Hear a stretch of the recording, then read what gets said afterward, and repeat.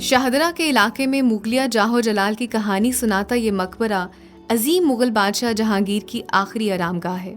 मकबरा जहांगीर की इमारत आज भी जाहो जलाल और शान व शौकत का एक अजीम नमूना है।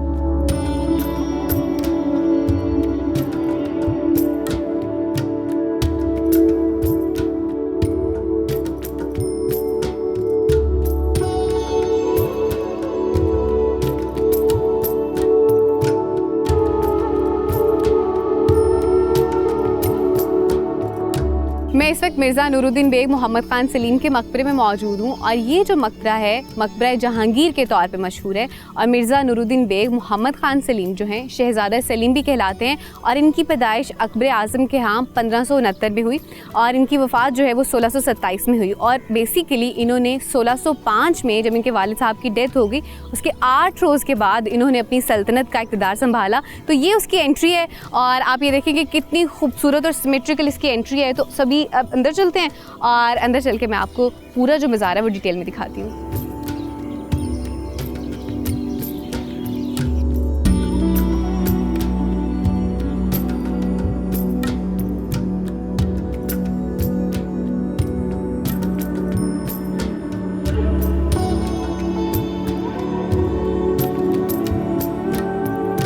ये आता जो है ये पूरा एरिया जिसमें मैं इस वक्त अभी मौजूद हूँ ये अकबरी सराय कहलाता है और इसके मिड में पार्क सा बना हुआ और इसके चारों तरफ जो है वो कमरे मौजूद है और हर कमरे के आगे बरामदा बना हुआ और उसके बाद ये गुजरने की जगह बनी हुई है। सो बेसिकली उस दौर में इन तमाम कमरों को मेहमान खाने के तौर पे इस्तेमाल किया जाता था और अभी एक उसके बाद फिर जब सिख का दौर आया तो सिख राज में क्या होता था कि बेसिकली इसको आर्मी हेडक्वार्टर्स के तौर पर भी इस्तेमाल किया गया और आर्मी की जितनी भी ट्रेनिंग थी वो भी यहाँ पर होती थी।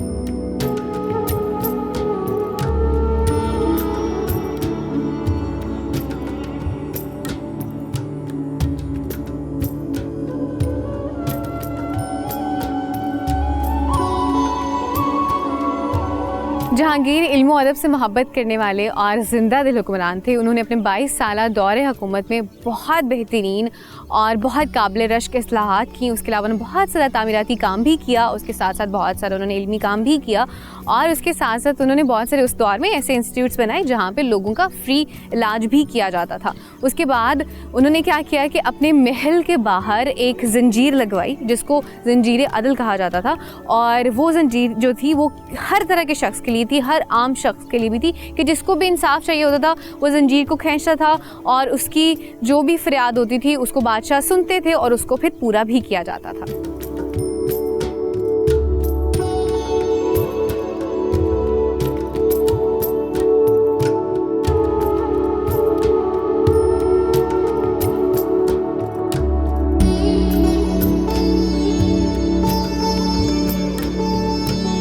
शहंशाह जहांगीर के आखिरी दिनों में उनकी तबीयत काफ़ी ज़्यादा ख़राब हो गई थी तो उन्होंने उसी हवाले से अफ़गानिस्तान और कश्मीर की सयाहत का इरादा किया कि शायद वहाँ जाएंगे, माहौल बदलेगा और पुरफ़िज़ा मुकामात है वहाँ पे तो उनकी तबीयत बेहतर हो जाएगी। तो वो कश्मीर निकल गए लेकिन उनकी तबीयत में बिल्कुल फ़र्क नहीं आया और उनकी जो तबीयत ख़राब हो रही थी मज़ीद ख़राब होती गई और फिर जब वो कश्मीर से लाहौर वापस आ रहे थे तो रास्ते में भिम्बर के मुकाम पे उनकी जो है वो वफ़ात हो गई और वहाँ से फिर जो है उनकी जो डेड बॉडी थी उसको लाहौर लाया गया क्योंकि उनकी ख्वाहिश थी कि उनको वहाँ पे ना दफनाया जाए, उनको बेसिकली लाहौर में दफनाया जाए। सो यू नो इट उस दौर में कोई स्पेसिफिक मोड ऑफ ट्रांसपोर्टेशन नहीं होते थे और इसकी वजह से क्या होता था कि सफ़र करने में बहुत टाइम लग जाता था। तो जब वो कश्मीर से लाहौर वापस आ रहे थे, तो उस दौरान काफ़ी टाइम लग गया वापस आते आते। एंड यू नो इट कि जैसे ही डेड बॉडी जो है ज़्यादा दिन गुजरते हैं तो उसमें से बदबू आना शुरू हो जाती है। तो फिर क्या हुआ कि उनकी बेगम ने, नूरजहान ने क्या किया कि उनके जिस्म का कुछ हिस्सा जो स्पेसिफिकली कहा जाता है कि आंतें, उनको निकाल के उन्होंने